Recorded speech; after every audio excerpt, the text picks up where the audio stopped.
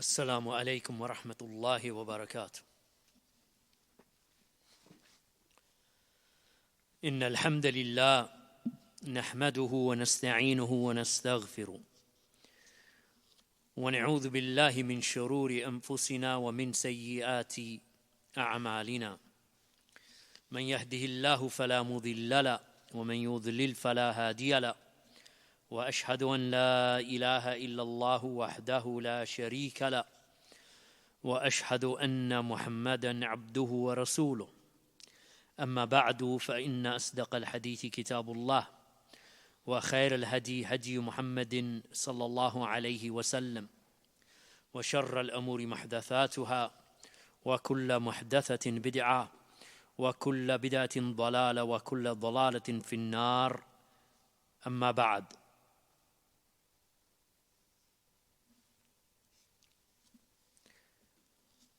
So last week, my sisters, and today is the 21st of May 2022, we concluded last week with the Ḥadīth number 280 from the prophetic manners of our Messenger Muhammad sallallahu alayhi wasallam, from that tremendous work of Al-Imam Abu Abdullah Muhammad bin Ismail al-Bukhari rahimahullah, the great Imam and Muhaddith, Amir al-Mu'mineen fil Ḥadīth, who died in the year 256 after the Hijrah. In that work, Al-Adab al-Mufrad, that he compiled regarding the manners and the etiquette and the character of our Messenger Muhammad sallallahu alayhi wasallam and those who accompanied him from the Sahaba radiyallahu anhum.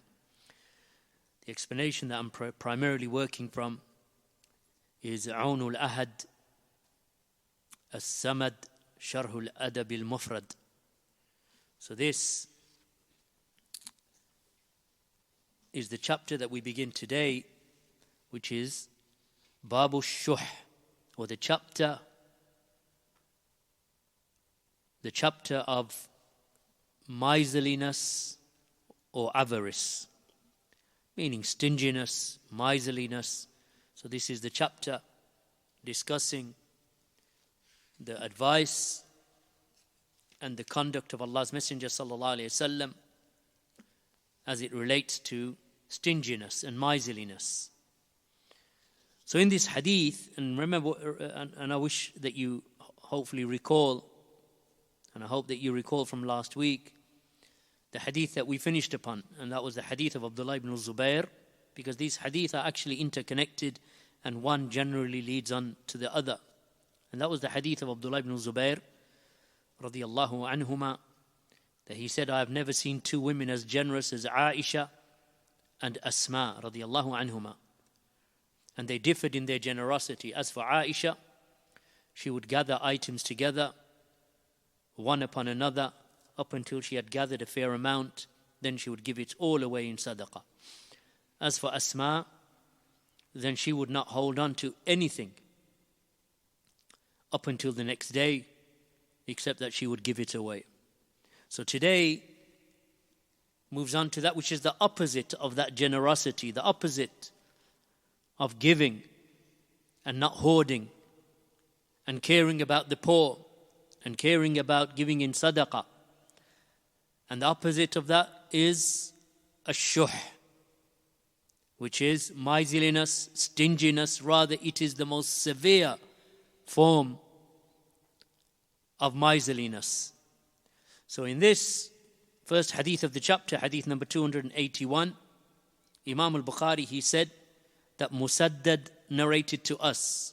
And he said that Abu Awana narrated to us from Suhail bin Abi Salih, from Safwan bin Abi Yazid, from Al-Qaqa bin Al-Lajaj, from Abu Huraira radiyallahu anhu, who said, قال رسول الله صلى الله عليه وسلم لا يجتمع غبار في سبيل الله ودخان جهنم في جوف عبد أبدا ولا يجتمع الشح والإيمان في قلب عبد أبدا. He said, sallallahu alayhi wasallam, the dust that rises while striving in the path of Allah and the smoke of hellfire never come together in the belly of a servant. And likewise, stinginess and īmān never come together in the heart of a servant. And the hadith, it is sahih. So that is the wording of the hadith. Just to repeat it, that the dust that arises while striving in the path of Allah and the smoke of Jahannam never gather together in the belly of a servant. Likewise, stinginess and īmān never come together in the heart of a servant. So this hadith explains two realities of the Shari'ah. They are two, as he mentioned, Sheikh Zayd al-Madkhali, that this is a clarification of haqiqatayn min al-haqa'iq, that they are two realities from the realities of the Sharia. Firstly, that discord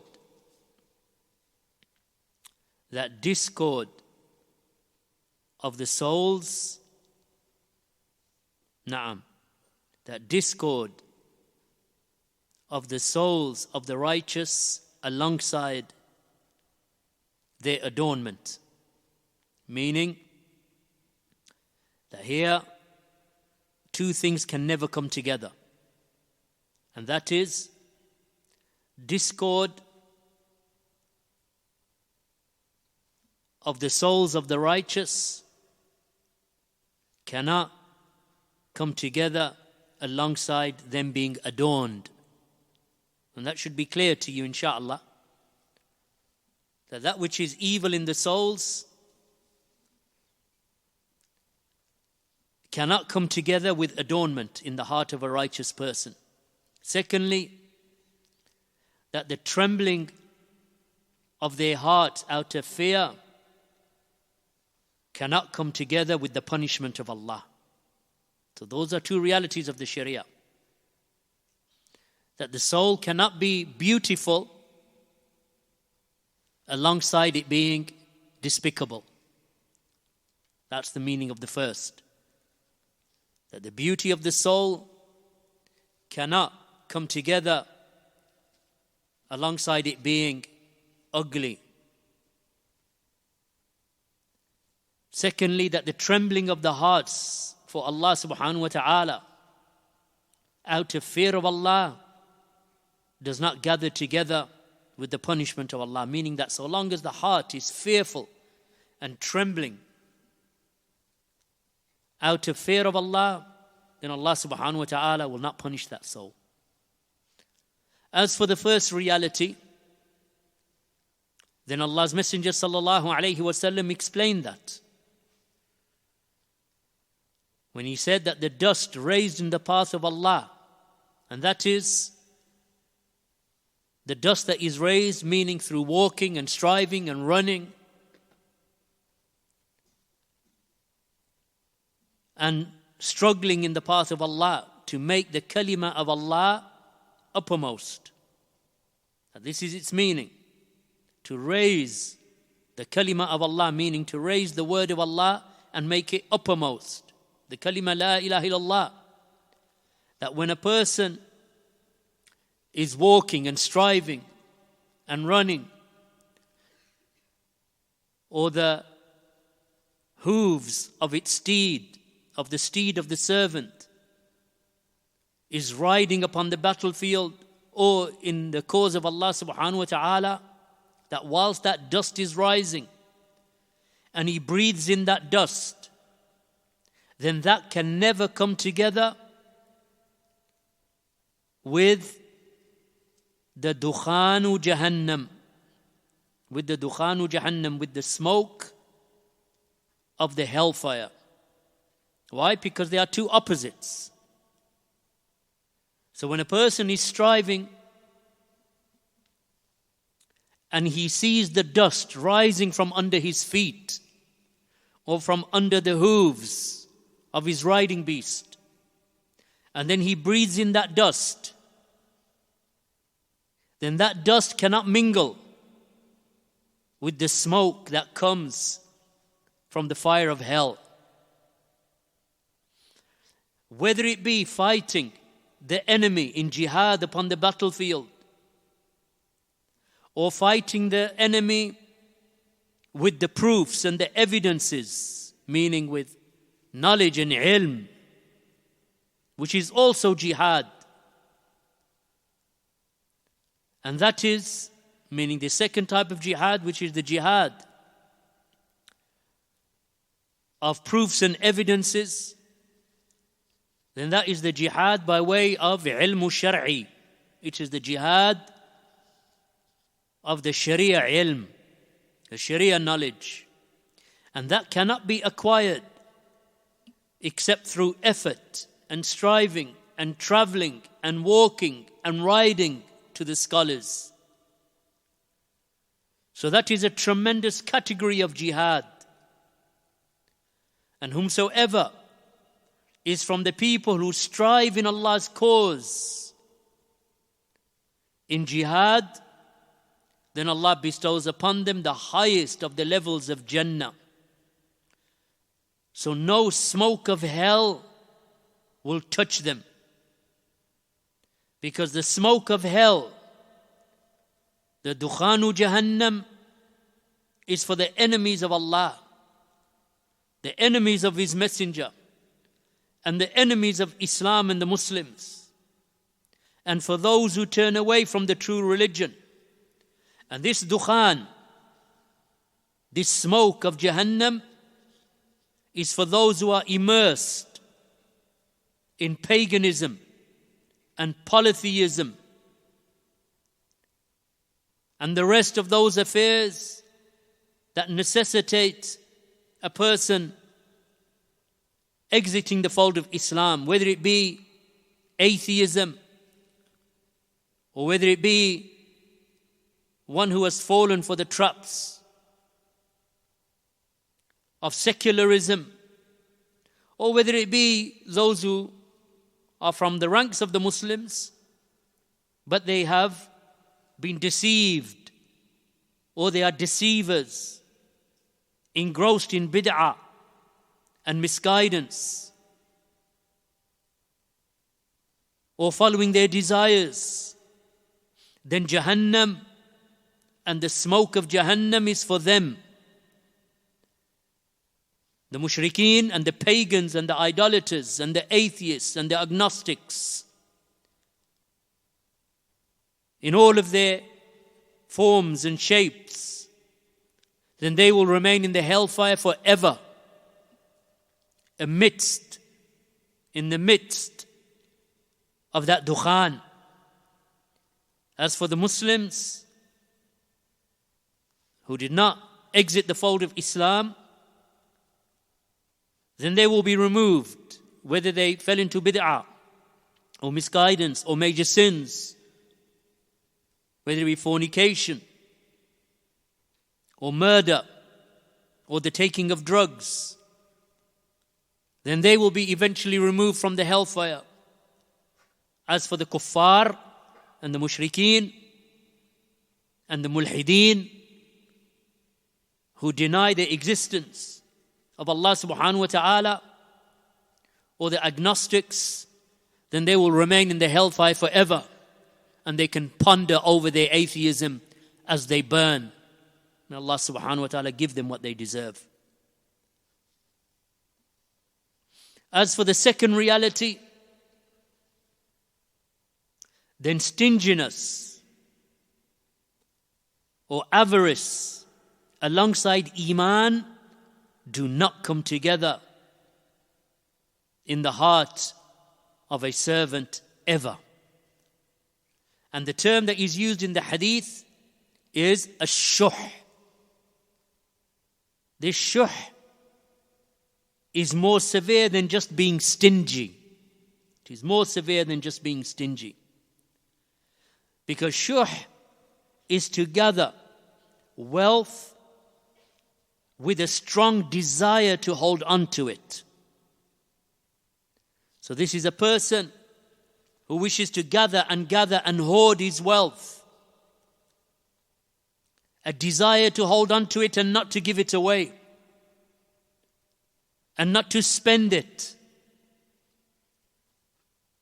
in that which is obligatory upon him or that which is recommended for him. Rather, his desire is just to gather these possessions, gather this wealth. That's his desire. To gather it and to keep it and not to share it and not to give it away. And a lot of the time he doesn't even care whether he earned it through halal means or gathered it through that which is haram.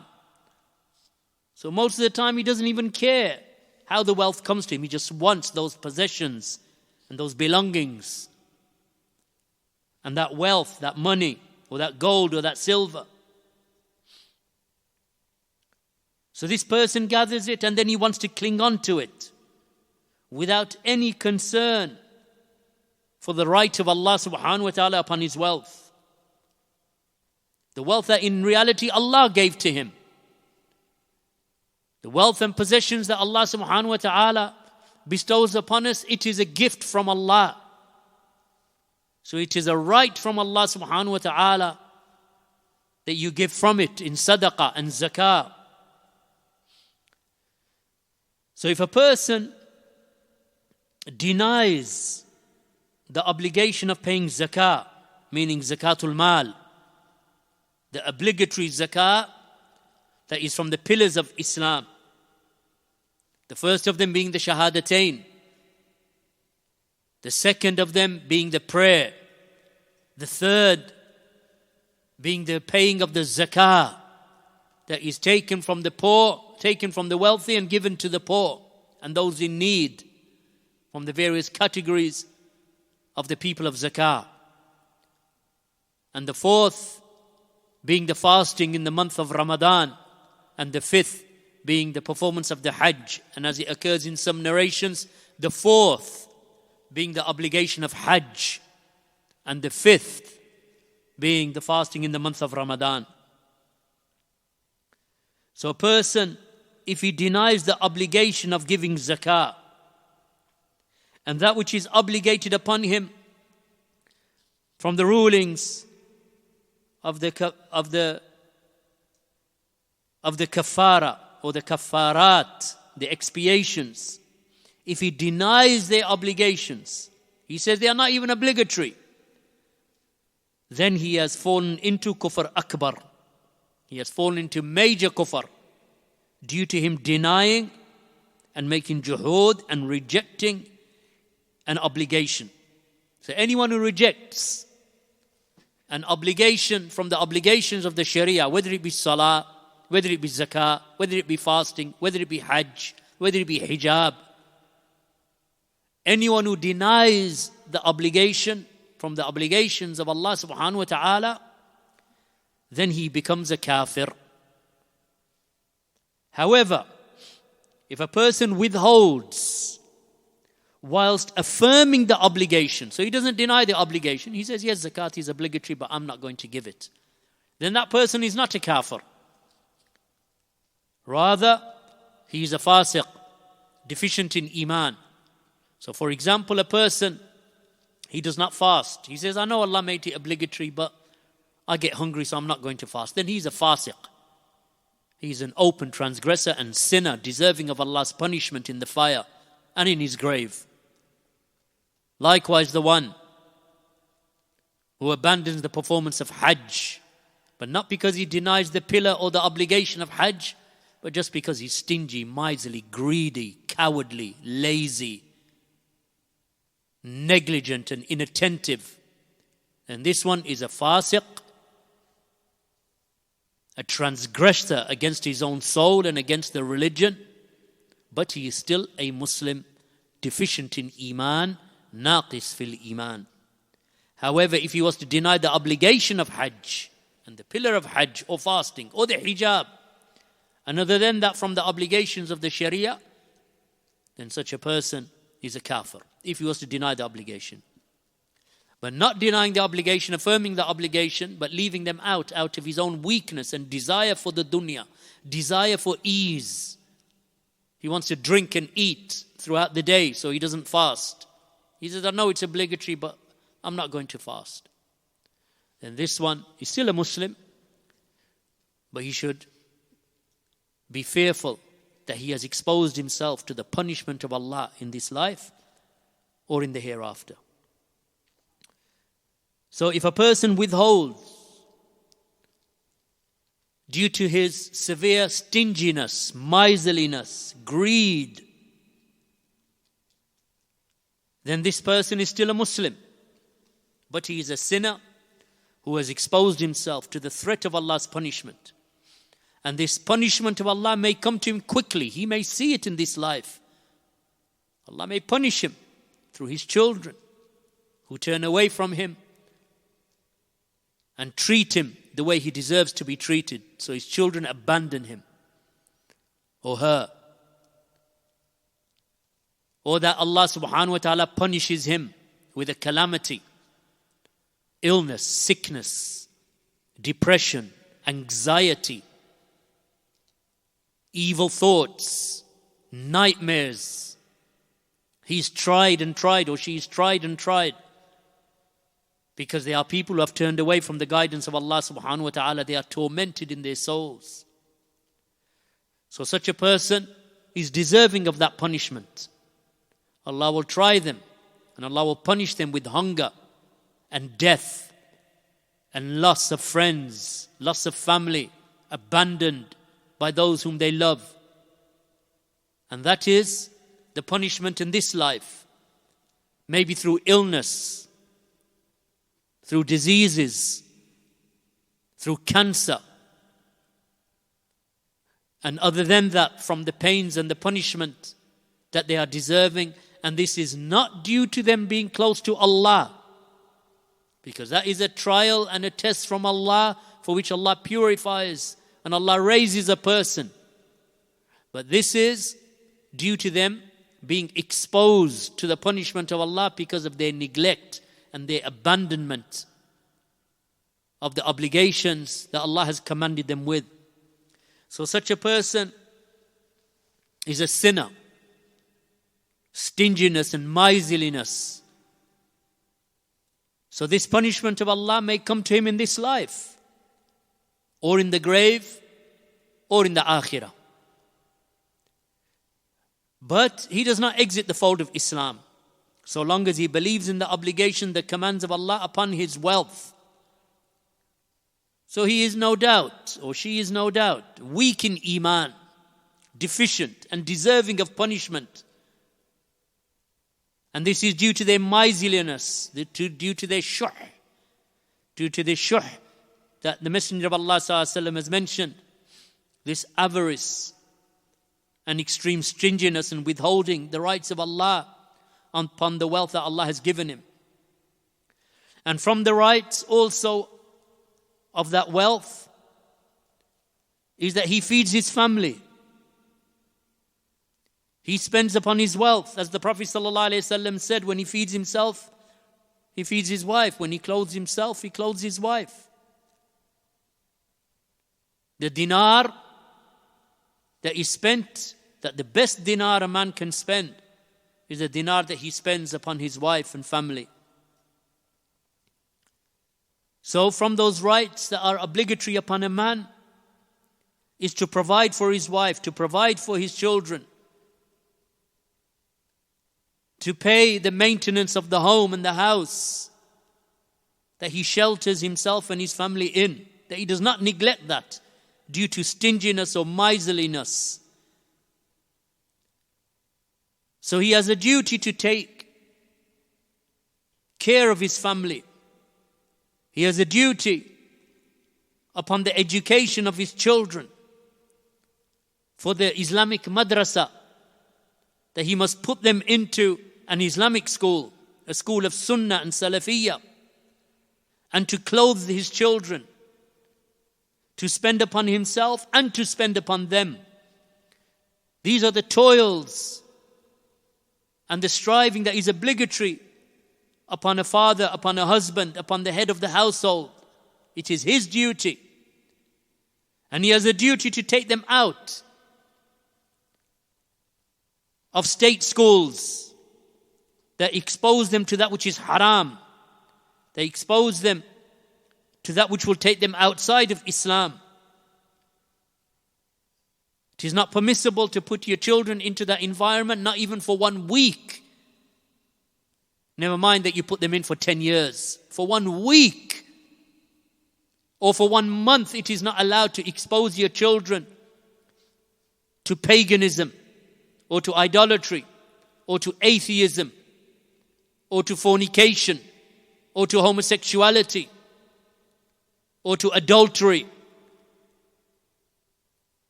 It is not permissible to expose yourselves or your children to that, not even for a day. Never mind that you send them in year upon year upon year. So when they leave by the age of 16 or 17, they don't have any interest in you. And you deserve it. Because you have piled this up upon yourselves. You have brought this calamity upon yourselves. And you deserve al-jaza min jinsil amal. Because your reward and your recompense is in accordance to your deed. You did evil. And you did evil by way of your children. You mistreated them. And you neglected them. What you did was child neglect by exposing your children to atheism and secularism and Western liberalism that opens them to fornication and adultery and homosexuality. You have exposed, and to nakedness and to pornography. You have exposed your children to that. You have exposed your children to all of these affairs because you did not want to spend and to work and to spend upon your children to put them into an Islamic environment where they can work, where they can learn the sciences of the religion and the sciences of the world, and combine them together in an environment that will protect their morality and their religion. So you are the ones who have exposed your children to that. So it is obligatory and a duty upon the parents, and more so upon the father, because he is the head of the household, to strive and to toil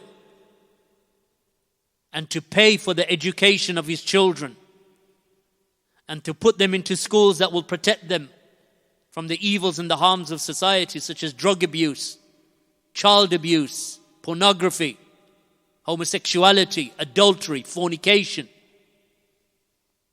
How do you protect your children from that? By protecting their environment, by monitoring their environment, by nurturing their environment. This is how you do it. You do not put them into the state system, and you do not throw them out into the street, into gangs, and then expect the fruit of that tree to be sweet. You sowed a bitter seed, and you will eat the bitter fruit. And you are the ones who will cry, and you will suffer, and you will sleep little at night. You will be restless and anxious and wondering where your daughter is tonight, wondering where your son is. And this is its root, a lot of the time, is nothing but niggardliness, miserliness, stinginess, because you don't want to spend and you don't want to work as fathers to spend upon your children. You prefer that nice car. You prefer that over the cultivation and the tarbiyah of your children. So most of the children, not all, but most of the children who go astray is because the parents, they don't want to spend upon their children and put them into an Islamic school. Yes, it is hard. Finding £3,000 a year or £4,000 a year for each child to be educated in an Islamic school, in a school of Sunnah, Quran and Ḥadīth, is not easy. But you will see the fruits of your striving. You will see the fruits of your striving if you strove in the cause of Allah subhanahu wa ta'ala for the betterment of your families. But if you just say to yourself, I'm going to put them into the state system and let the unbelievers and those teachers who sell out their religion and teach fornication and boyfriends and girlfriends and homosexuality and pornography and what they call safe sex, by teaching your children, your daughters and your sons, how to have what they call safe sex with a condom or with contraception. This is what they teach in schools. Not abstinence, not to save themselves for marriage, but they teach them and encourage them. Teach them and encourage them to have relationships before marriage, to have sexual contact and experiences before marriage. This is where you're sending your children. And they teach them their ideas right from primary school. This immorality and this evil conduct and this bad character is inculcated in your children from the age of 5, 6 and 7. The books that they read them from the storybooks regarding homosexuality, same-sex partners, same-sex parents, children that are born into parents that are not married, then this becomes the norm. And then you wonder,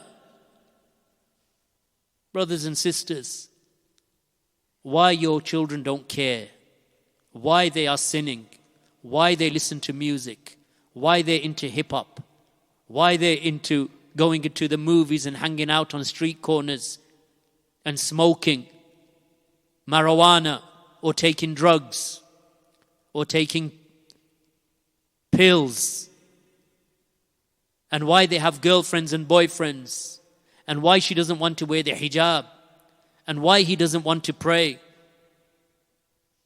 You put them into the state system. Even if you put them in at the age of 16 into a college, it takes a month to indoctrinate. It can take a week, it can take a day, but you put them in for years. And then you say, oh brother, I didn't know. Oh Ustad, I didn't realize. Oh Ustad, I thought that when they come home, that we could take care. You can't take care of it. You have to strive and struggle in the cause of Allah for the betterment of you and your family. That's priority. They can get certificates, GCSE, A-levels, degrees, without doing any of that haram. They can. But it means that you have to work with them, cooperate with them, teach them, nurture them, discipline them. All of that takes effort. So you are responsible for putting them into schools of Sunnah and spending and not being miserly. Not saying, I don't want to spend. Why should I pay 4,000? Why should I pay 3,000 a year?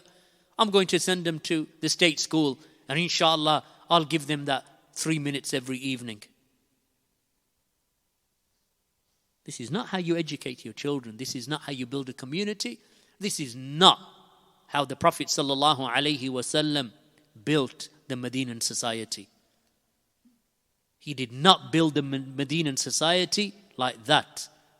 through poor cultivation. Rather, the Prophet ﷺ and then his Sahaba after him, that they established a community based upon the taqwa of Allah, caring for their children, obedient to Allah, through piety and righteousness, good character, noble manners, cultivating them from an early age. Then Sheikh Zayd al-Madkhali, حفظه الله ta'ala, he poses a question. He said, avarice, or this greed, and miserliness and īmān not coexisting in the same heart, is this referring to al-īmān al-mutlaq or mutlaq al-īmān?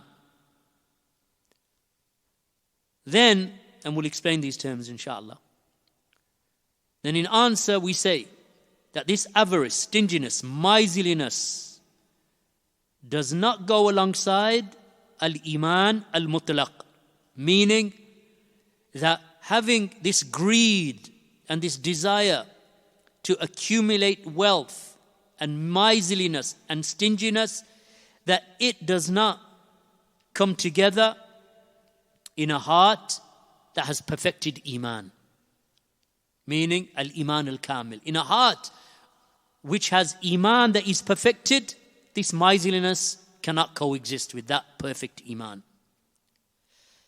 But stinginess and īmān can coexist among the people of mutlaq al-īmān, meaning in a heart that is deficient of īmān. So the negation in this hadith is the negation of perfect īmān, meaning that you cannot have perfect īmān, al-īmān al-kāmil, alongside being stingy and miserly and greedy and a hoarder. So it does not mean that the root or the foundation of īmān has left, such that you have no īmān whatsoever. No, it doesn't mean that. i.e. that shuḥ, this is what it means, that shuḥ and perfect īmān cannot coexist. You cannot have strong and perfect īmān and then be miserly. It cannot happen. But greed for wealth and miserliness can coexist in a heart that is weak and deficient. So anytime you see a person who is miserly, stingy, he would rather go out and buy a 10,000, 20,000 pound car rather than, for example, spending upon his wife or his children or the education of his children. So he wants to gather these possessions, a car, gold, silver, but he doesn't want to spend upon his wife or his children or the education of his children or put them into an Islamic school, because his priority to him is what he can gather and hoard. So this person is weak in īmān. Not that he doesn't have īmān, but he's very weak in īmān. So he's Sharī'ah. So he is a person who is miserliness. So this shuḥ, or greed for wealth and piling it up and not spending it where Allah made it obligatory, such as upon his family, his parents, his children, his wife, the poor, the needy, or giving in zakah, or that he abandons Hajj. He says, I'm not going to Hajj. Hajj is too expensive. I'm not going to Hajj. This is what he'll say. I got to pay for my Hajj, and then she's going to want to come with me. I'm not going to pay that. I'd rather get a new watch, or a new car, or a new leather sofa. I'd rather put in a new kitchen into my home. But I'm not going to make Hajj. So I want to gather these possessions, a car, a watch, jewelry, clothing, or just keep the cash. So I'm not going to perform Hajj, which is obligatory upon me. This is what people think. This is how they think. They think that Hajj is a waste of money. This pillar that is obligatory upon them is a waste of money. So they don't perform Hajj, even though they are able and they have the means. They won't perform Hajj because they think, I've got, this amount or this thousands of pounds in the bank, if I spend it on Hajj, I'll only have a little bit left. This is how people think. That's their mentality. It is amazing, or shocking is the correct word, that there are Muslims who work and they have never performed Umrah in their lives. No Umrah. Not even a Umrah, never mind a Hajj. Ever. Nor their wives, nor their children. But mashallah, they drive nice cars. And they've just fitted a new kitchen. Or they have a 56-inch plasma in their homes with all the gadgets that surround it. They have this Alexa and they have these, the Nest that controls their central heating system. Or they have solar panels on their roofs. And then they're going to upgrade their car and get the latest iPhone that is going to cost them £1,500 or £1,600. Umrah? No Umrah. Never made it. Don't care about making it. Hajj? Forget Hajj, too expensive. I'd rather spend that money more usefully. كما يقولون, as they claim and as they believe. So this, my sisters, shows a weakness in their īmān. So they are sinful. Are they sinful? Yes, they are sinful. They are fusaq. They don't pay zakah, fasiq. Doesn't perform hajj whilst he has the ability and he has the wealth. Fasiq, in the position of Ahlul Ilm. When does Hajj become obligatory? Hajj becomes obligatory upon you, my sister, my brother, as soon as you have the means and you have the path that is open to you. Means by way of that you're physically able, meaning that your body is strong enough to perform Hajj. Secondly, that you have the wealth. Thirdly, the path is clear for you, meaning that there is no barrier, there is no border controls that are preventing you. That the country, it allows you to leave, and the country, meaning the Kingdom of Saudi Arabia, allows you to enter. So there is no pediment or impediment. There is no obstacle to you performing Hajj. At that point, Hajj becomes obligatory upon you, so long as you are adult and sane. Man or woman? Woman, with the extra condition, she needs a mahram. Either her son, her father, her brother, her paternal uncle, her maternal uncle, her husband. So as soon as she has the ability or he has the ability, where's your Hajj? Do you not fear Allah that you will die without performing Hajj, without fulfilling a pillar? What, you die upon 4 pillars? Abandoning the 5th? Even though you had the ability, you think Allah is not going to ask you? When the Prophet ﷺ said that Allah says, what is wrong with my servant? That I have given him good health and I have given him wealth, yet he has not visited to perform Hajj, and 5 years have gone by. The Salaf, they would not allow 5 years to go by except that they would perform another Hajj. Because of this hadith, that every 5 years they would perform Hajj once. And some of them would perform it every single year without fail. After the first one, which is the obligatory one, the pillar of Hajj, Hajjatul Islam they call it, the Hajj of your Islam. Then every other Hajj becomes recommended, rewardable, expiation of sin. Every time you perform Hajj and you return home, if you performed it properly, with sincerity, without sin, you walk home as if it was the day that your mother gave birth to you. How, my sisters,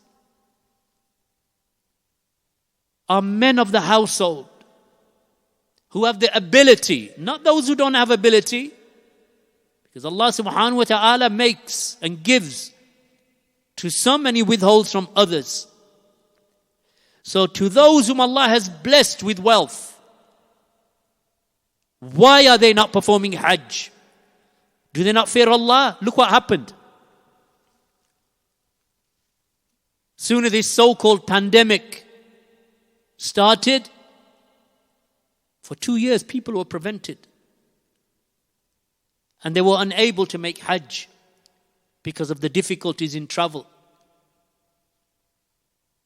And all of those years that they had the ability, they didn't make Hajj. So this wealth that you have that Allah has given you, then do not be from the miserly, the niggardly, those with avarice. Because spending in the cause of Allah does not decrease your wealth. Hajj, as the Prophet ﷺ said, that it keeps poverty at bay. Hajj and Umrah, they keep poverty at bay. They keep you away from you poverty. Because Allah blesses your wealth. So the one who does not spend his wealth upon that which is obligatory upon him, zakah, that is obligatory upon him, upon his wealth, upon her wealth, does not spend upon his family, does not spend in that which Allah has made obligatory, such as Hajj, then such a person is sinful in the sight of Allah subhanahu wa ta'ala, weak in īmān. Weak in īmān, and Allah subhanahu wa ta'ala will question him. So that is a clear deficiency, let alone that some of the people, they gather wealth and then they use it to perform dhulm upon others. So they use the wealth that they have to oppress others by withholding their rights or preventing them. So that's even worse. So let alone the fact that he's withholding the right of Allah, on top of that he uses his wealth in a manner that is haram, in causing dhulm. So in this hadith is a warning, my sisters, and a strong warning from allowing one's īmān to slip and fall by not paying attention. Not paying attention. This is ghafla, this is negligence. Your īmān will slip, it will fall because you're not paying attention. And by you focusing too heavily upon the dunyā and gathering it and following your desires, seeking the pomp and the glitter of the dunyā. And this hadith also shows what will strengthen īmān and make it strong, and that is striving in the path of Allah by seeking knowledge, acting upon knowledge, sitting in these durus like you are doing today. There should be hundreds of sisters sitting here today, as they have been at times. Hundreds who strive in the path of Allah in seeking knowledge. Hundreds of you that are acting upon the knowledge that you are learning, that it permeates your souls and permeates your hearts, enters into them, strengthening your īmān. By way of that, you strengthen the īmān of your families and your communities. And you have a desire of seeking nearness to Allah. Allah will bring you tranquility and ease to your hearts and souls. This is how you bring it. Seeking knowledge, reading the book of Allah, understanding the book of Allah, memorizing the book of Allah, reading hadith, understanding hadith, acting upon hadith. Bettering yourselves, bettering your character, cultivating your children, teaching them good manners. All of this is striving. Is it hard? Of course it's hard. Do you think that entering into Jannah is just by lounging around and sitting and doing nothing? Do you think that the murji'ah, the aqidah is correct? That your īmān is the īmān of Jibreel, but you sit in front of the sofa watching TV all day? And that will make your īmān like the īmān of Muhammad sallallahu alayhi wa sallam. This is the aqeedah of the murji'ah. What do you do, sister? I don't know why my īmān's low. What do you do, sister? My īmān is... What do you do, sister? Nothing. I wake up in the morning and read my Twitter feed. By midday, I've read through the Facebook likes and dislikes. By late afternoon, I've flicked through the TV channels. I don't know why my īmān is low. Is there something wrong with your brain, sister? Something, aql is deficient alongside your īmān? You don't know what's wrong with your īmān, you can't see. This is your life? Browsing eBay and Amazon and the rest of the other Vinted and this and that. That's your life morning till evening. Then you take a 5-minute break for Dhuhr, a 5-minute break for Asr, and nothing in between. My īmān is low. Why is your īmān low? That's why your īmān is low. That's why you feel anxiety. That's why there's no more pleasure in shopping till you drop. Because those are transient. They are short-lived pleasures. The real sweetness is the sweetness of īmān. The real richness is the richness of the soul and the heart. How do you achieve that? Sit here on a Saturday morning. Sit here in the duruus throughout the week. Listen to the book of Allah being recited. Read the book of Allah and understand it. Study the Ḥadīth of Allah's Messenger sallallahu alayhi wa sallam and act upon them. Give in charity and watch your īmān strength. Watch the tranquility. Feel the tranquility and the comfort enter your souls and the ease that Allah gives you in your heart. And this is due to your striving, due to you sitting here, due to you taking notes, due to you taking this knowledge and bringing it into your homes. Some of you are more knowledgeable than your husbands. That's not aib. That's just how it is. Allah gives to some and withholds from others. You may have more knowledge than your husbands, then go and teach them. This is what I learned today. This is what I read today. Lift the īmān of your families collectively. Barakallahu feekum. Strengthening īmān is by abandoning, chasing the pomp and the glitter of the dunyā. Allah will give you your rizq. Don't worry about that, my sister. All you have to do is strive moderately in the dunya and strive strongly in the deen. Striving in the path of Allah by seeking knowledge, acting upon it, perfecting your character, being serious, ardent, having jidd in the cultivation and raising of your children upon Sunnah and Salafiyyah. By the age of 7 and 8, there should be at least 50 principles in the aqeedah and īmān that your children should know from the top of their heads. You just ask them. 50 points, inshallah. I've actually compiled 50 of the important, or between 25 and 50 of the most important affairs that your children should know and must know by the age of 7 and 8. So they are ingrained into your children that will protect them in their deen and in their dunya and from the bad influences of this secular society, atheistic society, agnostic society.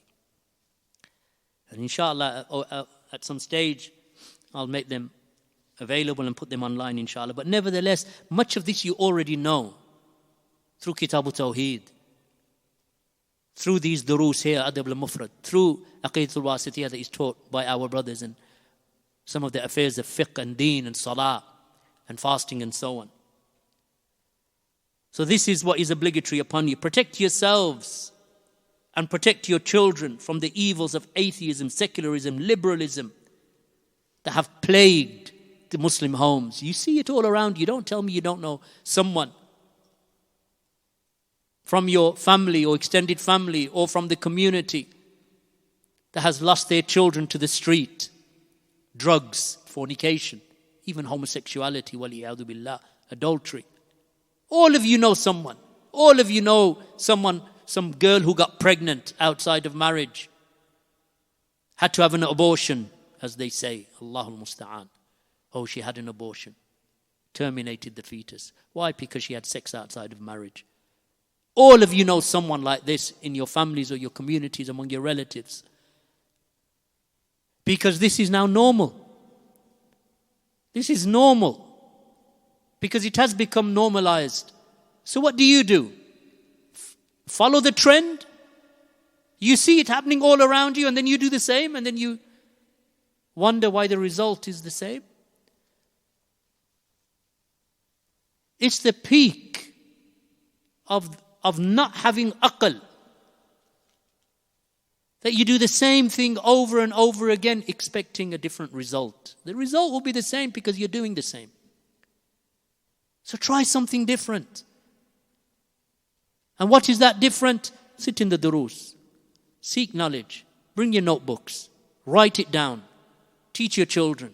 Act upon what you know. Be well-mannered. Be generous. Don't be miserly. Think about your future. Think 10 years ahead. Don't just think till tomorrow. Think 10 years ahead. Think 20 years ahead. Where are my children going to be? Where's my daughter going to be? Where's my grandchildren? Where are my grandchildren going to be? You say, well, I'm only 26. I've only got one child who's 2 years old. How's that child going to be? 2 now when he's 12 or she's 12. How are they going to be when they're 20? Is she going to be wearing hijab? Or is she going to be wearing high heels and sitting in a nightclub getting drunk? Waliyadu billah. Because that happens. That happens. But by then it's too late. That boat has sailed. So protect yourselves from these illnesses of society. Barakallahu feekum. Walhamdulillahi rabbil alameen. Wa sallallahu ala nabiyyina Muhammad wa ala alihi wa sahbihi wa sallam.